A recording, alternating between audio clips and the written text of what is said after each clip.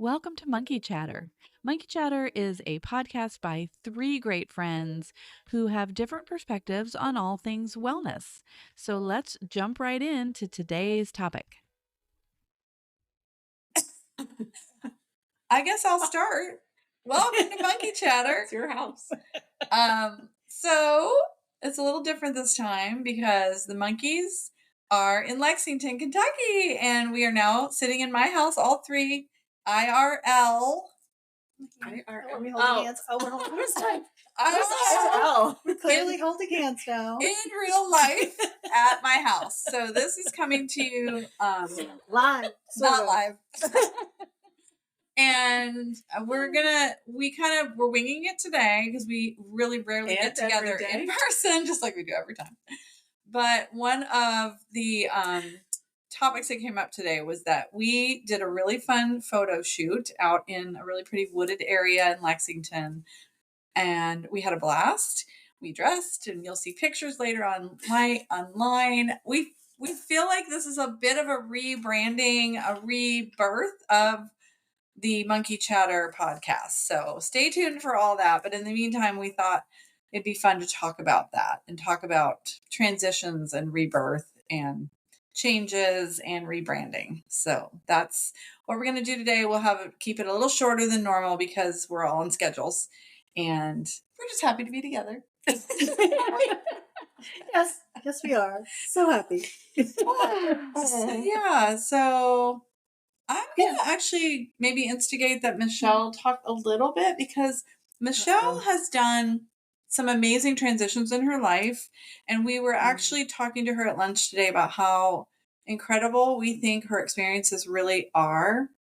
And that those experiences, whether people think they're good or bad, they make us who we are. So ultimately, looking back on whatever experiences you're going through, they do make you the person you are in this moment. And so it's also amazing when you reinvent yourself. And I feel like you've done that several times. Oh my gosh. Nothing like a little pressure. And clearly not, I'm not sure what to say. What? Which is shocking. So I have a lot of thoughts about rebranding or transition or, how that all really goes down. And I tend to, this is so funny, I tend to be dragged into transition by other people that I align with. I am normally inclined to play it really safe and do the thing that will keep me secure and that I think is going to be the less disruptive.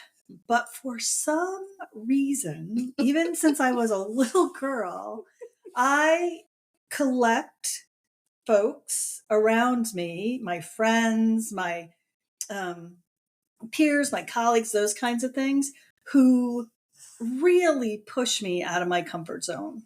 And I think I do, in all honesty, I think I do it on purpose because ultimately at my core, I do want to be a little bit of a risk taker. And I am super curious about, well, what if we tried this?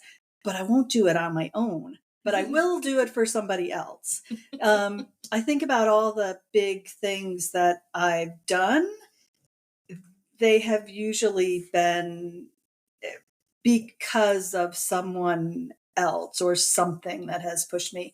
So yeah, when I think about transitions, I'm that resistant person who has to kind of be dragged along as opposed to, like running toward the edge of the cliff by myself. Oh no, that's not happening. There's somebody already standing on the edge who's pulling me by some sort of, come on, you can do it. It'll be fine. I'm thinking of a friend of ours who got me to, oh my God, fall backwards off a platform into thin air. Like seriously, never doing that again. However, I always am glad that I've done the thing after I have whined and complained and done everything I can not to. So, as you once said, you're a resistant little creature. I am a resistant. I think you said resistant little creature more than. Yeah. Uh-huh. And my husband, so I'll end it there. My husband truly has been a big part of that, where he will talk about this all the time because he thinks it's ridiculous, but he'll encourage me to do something. Like we'll go to do something like ride bikes or something like that. And we can't just ride bikes on the bike path. Like it's got to be like this single track and I'll whine and complain the whole time. Or like when we climbed Mount Marcy and I like moaned and cried the whole last 20 feet or whatever. And then whatever it was, like it's that last piece. And he was, I know he just, why we might have even been dating. I'm surprised we got married after that. However, that is my pattern. So transition, hard for me. And I'm really drawn to them. Yeah. Are there any transitions that you are proud of? Oh, really all of them, because I don't want to do any of them. Right?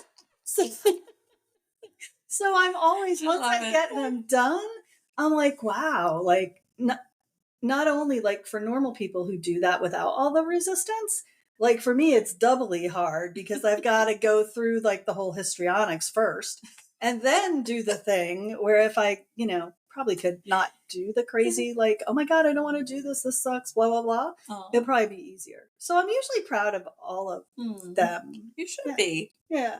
But not in like that, oh, I'm proud of them way. Kind of in like, oh, look what she did.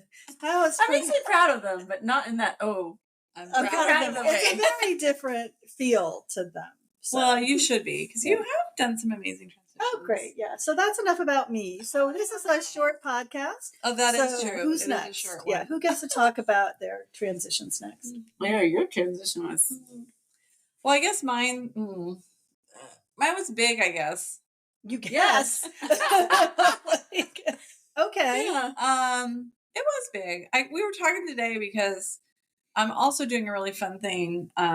It's a business coaching class with an amazing coach named Bethany Bubenzer, and it's called the Creatrix Academy. And one of the fun things we're doing is kind of creating and becoming our alter ego. I love it. So like we all looked up, like Beyonce has an alter ego named Sasha Fierce, which is so cool.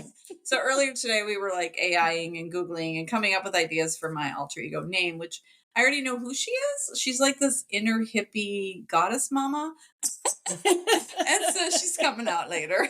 But you should have busted her out. Yeah. I just got dressed up like her today, but we did get dressed up too today in our current personas for the photos. And I really did, I guess, transition from like doing the thing that I thought I really wanted when I was younger, which was I wanted to work with horses. So, and like, that's also how I've met you guys. So I'm so thankful that I pursued that and stuck with it. And I did. I had a wonderful career working in the horse industry, which, people are like, what is that? But, I mean, I sold advertising. I had some professional jobs like within the industry where I got to do things I loved.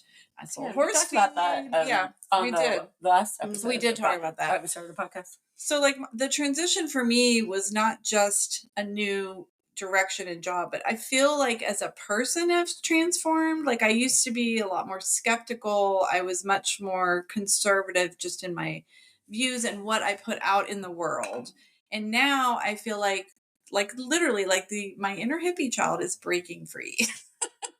We can vouch for that. Yeah. Yeah. It's true. Pull up those pants. Like I got she's got her in there. I want to see that.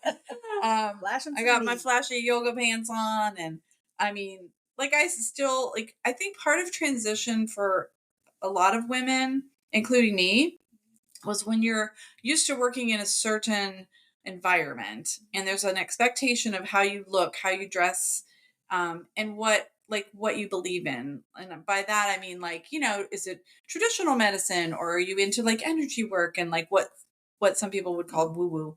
And when I was working in that world of horses and advertising and, working with more conservative people, I definitely did not let that hippie part of me show because I think I was afraid of criticism perhaps, or not being taken seriously. Yeah. And I think that's true of a lot of people. Like, we have maybe an inner person that we keep a little hidden from the world.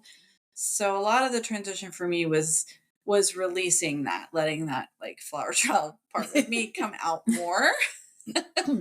And it's felt really good. Like, it really has felt really good. Not that I didn't enjoy what I did before, but again, it's all every decade I live, I feel like I become a little bit closer to the person that I'm really meant to be, I guess. Oh, that's really profound.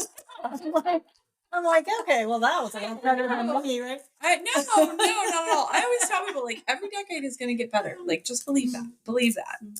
Like, yeah. And we always say this, three of us say this, it's never too late. Yeah, never too late. There's always still time, or maybe that's a better. And as Michelle said yesterday, never too soon either. Oh, so yes. Don't wait. Like, if you're, in your 20s, 30s, like, don't wait. Do it. Yeah. If you are drawn to do something, it's never too soon either. So start exploring. Believe what is calling you, right? Enough to at least invest it. Like, you don't have to hang on to it forever. Good God, like, oh, that's interesting. Yay. Now it's not interesting. So you have plenty of time. So it's never too soon either. So I just want to shout out to anybody who, is a little younger than we are. That's true. This is probably super important. When you feel the calling and something is saying you need to do this, or you're already headed down the path, Amy, hint, hint.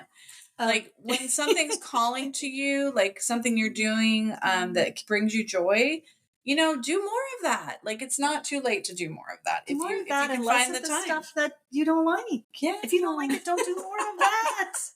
Stop doing that. Yeah. Do more of the things that you like. Thank you. And like, I've seen that in you for sure. Yeah. Like, you definitely are doing some amazing things that when I first met you, you weren't doing. Yeah. So Amy, your turn. I know. I'm like, I don't know what to say now. I don't know. Michelle show us your pants, because Amy's got sloth pants. Little sloth pants. Yeah. Again, a little shout out to CBG. Yeah. Someday they'll sponsor our podcast. Yeah, CBG, constantly, not the airport. Yeah. Well, there's a transition, right? You decided I'm sorry. Any more black? Yep. Go ahead. You do it. It's your transition, not me.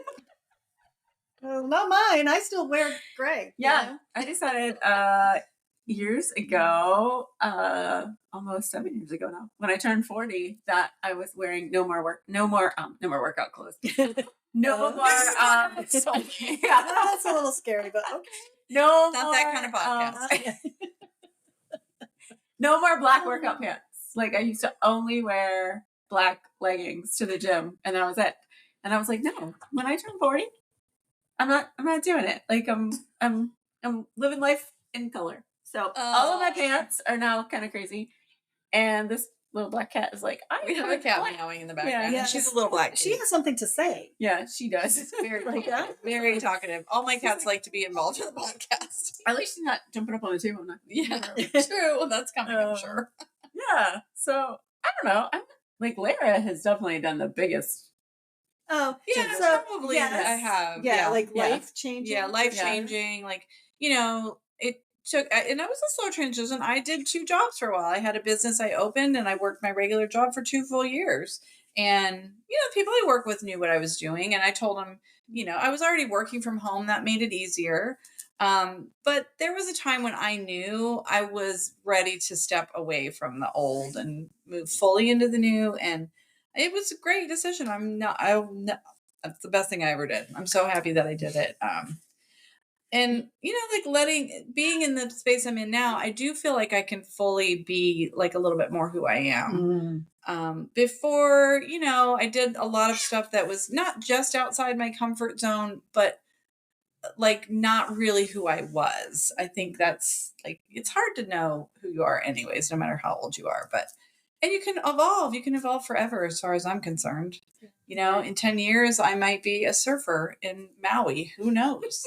Ooh, I want to be around that. Probably not, but never know. So I do want to, so Amy, like when you are talking about that, we were talking about this a little earlier, and correct me if I'm wrong, Okay. So I will.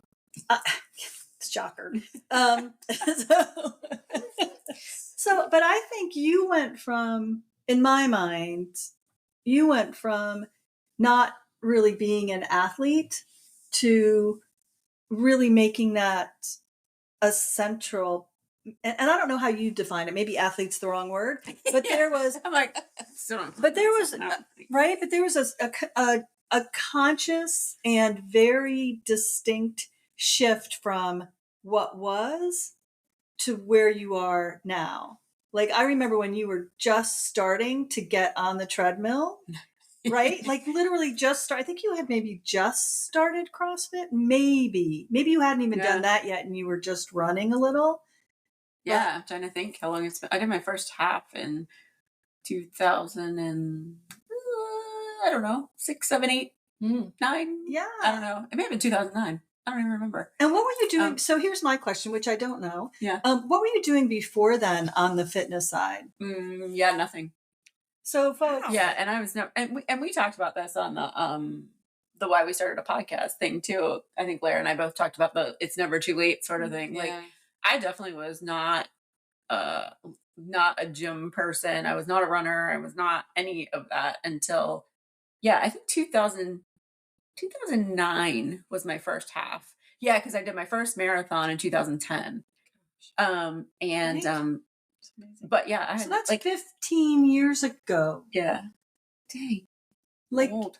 Well, Like- and not only that, but you're inspiring other. Like that's the thing. You didn't just go from like You Fit are. Like Good and like yeah, and you have like you know. faithfully fit ladies. Oh yes, please talk about that. Is it okay to do that? Yeah. Okay. Yeah. Please talk about that. Yes.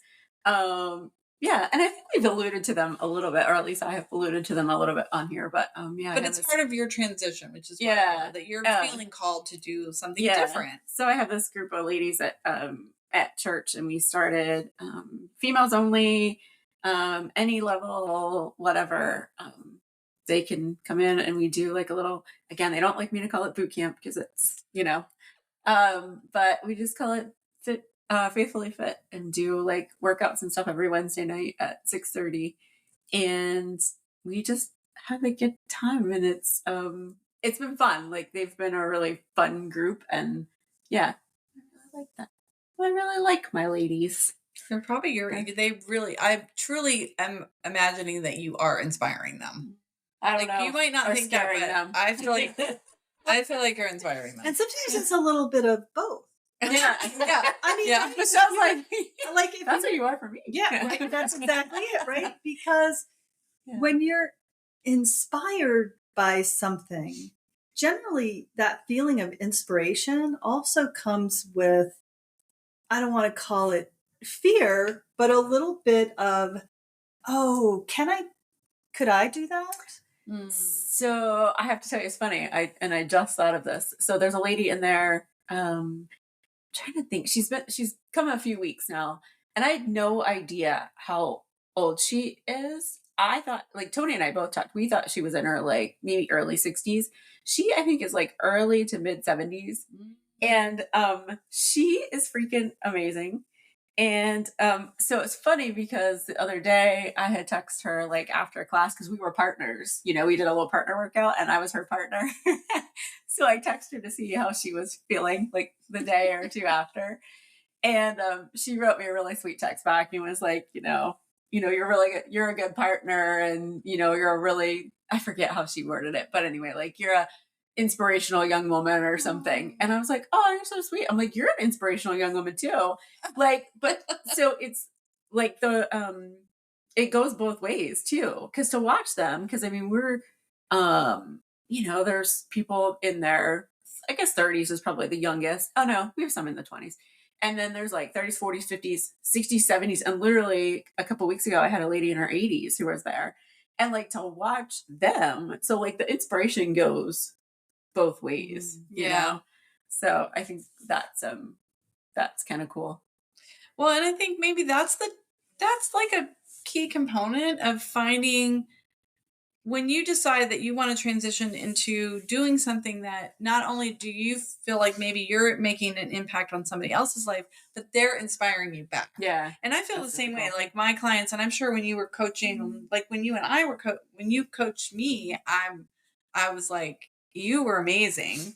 And like then later you were like, oh, you inspire me because of what I did with the salt cave. And I was like, yeah, but you were part of like getting me there. Like you were also helpful in me, you know, being able to decide what I wanted to do or next step. I don't know. So it does go both ways when you really find your niche. Well, I think coaching anything, right? Whether it's on the fitness side or on the more on the life coaching side or yoga.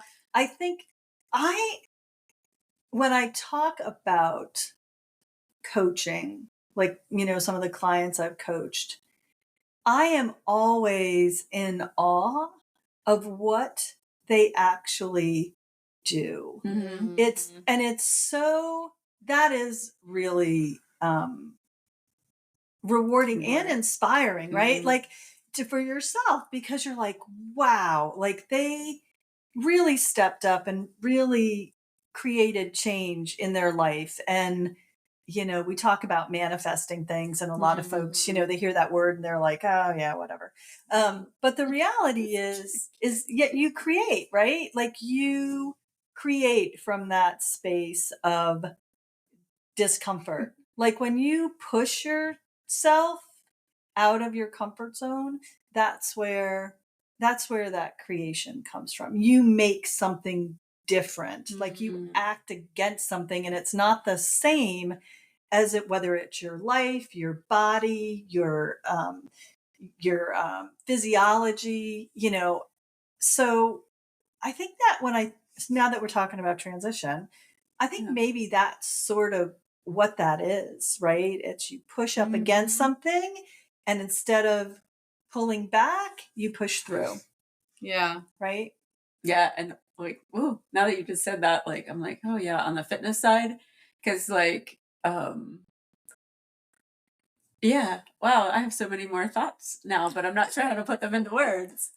Like the same thing happens, like I think of like in a marathon or in a really hard workout or something, like you hit a wall and you're like literally in a marathon, mile 20 is considered the wall. Because like that's where like, and that's where you make the choice, wall. Right? Yeah. You're like almost there at that point too, right? Well, I mean, you got 6 more miles to go. So depending on your definition of almost there.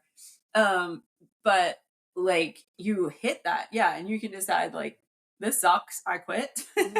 Yeah. And you hope somebody's there to pick you up, or like, you push through and then you get, that's a really, like all like just clicked in. Yeah. I like it. Yeah. Yeah. It's kind of amazing, really. Yeah. And same thing like in a hard workout, like, or like if you do, again, this is going back to running, but like when you do a 1 mile time test around a track, like lap 3 is always the hardest because you're like 3/4 of the way there. You're 3/4 of the way there, but then once you get to lap 4, you're like, no, I got this, and like, you know, yeah, it's interesting. I never like. It's such a good way to think of it. That's a really good coachy metaphor thing. Yeah, exactly. I must have picked up something in all those hours.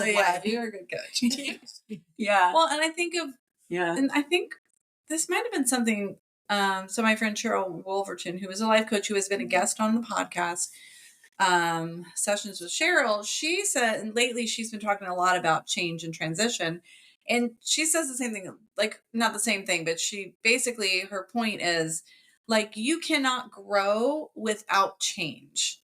Like you will not grow if you do not change or something around you changes. And change is uncomfortable. And people don't like change. Yeah, we do not. People will stay in a situation that they are not happy in because it's easier or a safer feeling than getting out of their comfort zone and going through the change, even though that transition might ultimately create more happiness, more money, more freedom, whatever it is.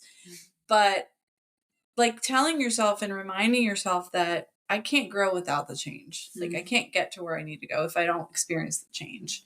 And not to be like, I was going to say, not to be like, you know, certainly I'm not the one who's going to be Pollyannish about it, right? No, it's hard. It's hard. And I remember even when I was opening the salt cave, so we're coming out of 2020. I had spent the last 2 or 3 years working from home, and then 2020 we were stuck at home even more than I already was. I was pretty comfortable at home. I was loving working from home. Going back there. Yeah. And I was like in this midst of this huge transition. I'm like, I'm opening a salt cave. Woohoo, da da da. And I got like really close to like I was like signing the lease. And I mean, I was there getting close to that finish line, like just the same metaphor. And I was like, oh my God, I'm going to have to leave the house. I was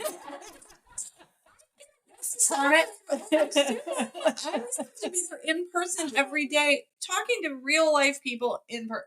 And I had a panic moment. I was like, what in the hell am I doing? Like, why am I doing this? This isn't what I want. I want to be home. But looking back, yeah, I'm really glad I'm not at home anymore. Hanging out in the house. I did. I had this whole point of like, what am I doing? Am I nuts? Like, this is wrong. I felt viscerally uncomfortable, the idea. And then after I got through that, of course, now I love going in and I love getting out of the house, and I am kind of a homebody. So it's a good example, but. And once you take that step, like sort of the point of no return, right? That's when things get easier, right? The relief sort of like, okay, well, here we go. And then you can move again. I think there is a point, at least in my experience, when you're going through any kind of, like when you decide to move or when you decide to change jobs or whatever it is, there's always that point where you could still pull back if you wanted to, but then there's the point where, oh, you gave your notice, right? And like, oh yeah. But once that happens, there is a, sort of, okay, that other option's off the table. There isn't that kind of like, oh, I'm super, this is not good or whatever. Like you signed you're like, okay, and here we go. Like, gotta leave the house. Well, kind of like going off that platform, right? Like once you take that second foot off the platform, like you got to trust that the bungee cord or whatever the heck that thing was is gonna catch you, right? Yeah. Yeah. Well, and that's not to say that you need to jump over the cliff on a bungee cord. Like, yes, that's one way of doing it. I would say, but like a perfect example is, skydiving.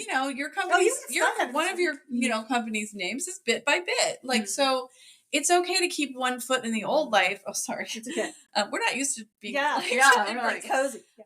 It's and okay. I feel like going on here. Like I don't want to send the message that like, yeah, it's all in or nothing. Like I literally had 2 jobs for 2 years. I was doing both, and it's okay to keep one foot in the old and slowly drag that foot out the door when it suits you. And you'll know when it's time. That's part of transition sometimes. I will say, as somebody who spends a ton of time in that 1 foot here, 1 foot there, liminal space, messy, mucky middle that we were talking about, like that's a really challenging space to hang out in for a really long time. And that will ultimately suck the energy and the life out of you. And so even though I am definitely the type of person who hangs out there, and I guess that's why I can speak to it, because I have spent a lot of my life in that liminal space. And a lot of good stuff happens in there. Don't get me wrong. Like that's where you really need to trust that things are getting worked out. And it's messy and mucky for a reason. But you do need to drag your back foot out eventually. At some point, you really gotta, go over the threshold and shut the door on the old to really be able to inhabit the new, right? So when you think about transition, if you're gonna transition, there's got to be something you're transitioning. Well, that's true. Have a plan. That's what the plan is for, right? Yeah, I was gonna say. Hence why we went from. Well, wait till we have our new podcast cover design. You'll be so excited. From like brown and blue and to like bright, fun. Yes. What can you expect from our little rebranding? Yeah. Well, more color, brighter color, way more color. and hopefully just a fresher look, a prettier logo. So like if you do want to share it with your friends, they won't look that looks boring. Yeah. We're gonna put up some fun pictures on social media. Yeah. We had a great photo shoot today. And if anybody has any ideas for topics that they are really would like us to dig into, or really that are, transition questions, obviously we we're sort of in that suggestions. Suggestions welcome. Yeah. Our suggestion box is always open. And for those people who have told us they feel like it's just us hanging out in our living room, like it really talking. Is. It really is. Today it really is. It really. We're in Lara's living room. We'll have to do one from each of our living rooms. Oh, that would be fun. Yes. Yeah, the living room. Yeah. Location. Yeah. Fun. And there will be cats and more cats. And hopefully dogs in the future. I was going to say, if you guys come to my house, there will definitely be dogs. Making an appearance. And the only dog you'll see here is the snoring dog that's laying on the floor there. Where'd he go? And Cat has not made an appearance for once, which is very odd. So Shadow has taken the role of podcast cat for the day. And we appreciate your assistance. Very good. And stay tuned. Yeah. And maybe we'll share some more about each of our transition. What we're doing. Yeah, transition wise. Like maybe we'll do some podcasts on what each of us do, like what our goals are with our individual transitions and what we've already transitioned to or what we're transitioning to in the future. And stay tuned. More to come. Yeah, we got more to talk about. Shocker. Yeah. So if you have a little side gig or like a little thing that you do on the side and it's just calling you to grow it bigger, I think it's really worth listening to that. Amy. Okay, are we gonna monkey chatter our way out? Oh yeah, we're gonna try a real life monkey chatter chant without any of the time delay. Let's see if we can what is our tempo like? Monkey chatter. Ooh, we hang with letters. Okay. Okay. And we'll keep this short and sweet. Okay. And ready? Okay. Monkey chatter. Who you hang with matters? Monkey chatter. Who you hang with matters. That was 5% better. Yeah. Peace out. No. Thanks for listening to Monkey Chatter today. As a reminder, we want to let you know that while we think we are really smart, none of us are doctors or medical professionals. So anything that we say or suggest on this podcast should be run by your doctor before you make any major lifestyle, nutrition, or medication changes. Take care and be well, friends.